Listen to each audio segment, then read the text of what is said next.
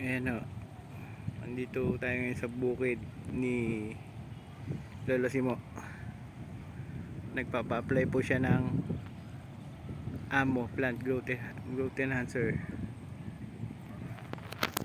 Bagong tanim lang po yung palay niya.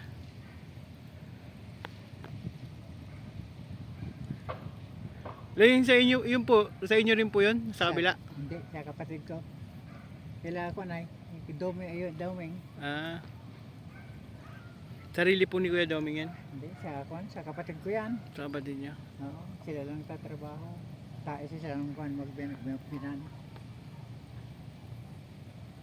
Yung Arturo Maria, yan ang kwan.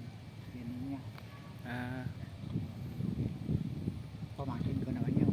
Anak ng kapatid ko na sinundan ko yun. Arturo.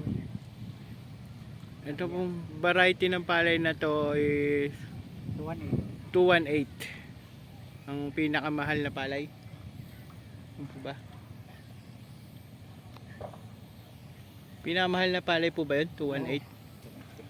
Ayan. Pinakamahal. Isa sa mamahaling palay. Pinakamasarap din siguro to. Oo, mabango. Mabango. Yan o. Nag-a-apply po siya ng amo. Hindi ko natin nakunan ng video yung Yan, wilta ka na rin. pagtitimpla ng amo, pero amo plant growth enhancer po yung gamit niyan.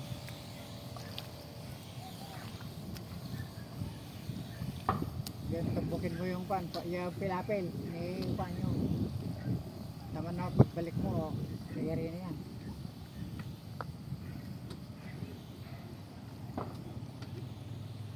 Ayan po.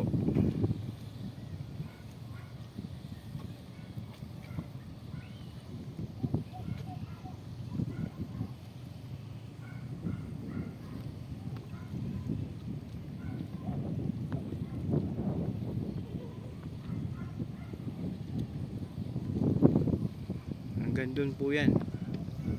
Yung hanggang dun sa dulo. Sa tabi ng pader na yan. Bali 1.5 hectares po ito. Oo. Ayan.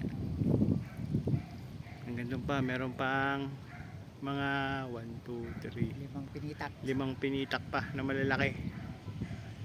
Ayan po ang palayan ni Lolo Simo ng pinagkwartelan sa Jose Nueva Ecija.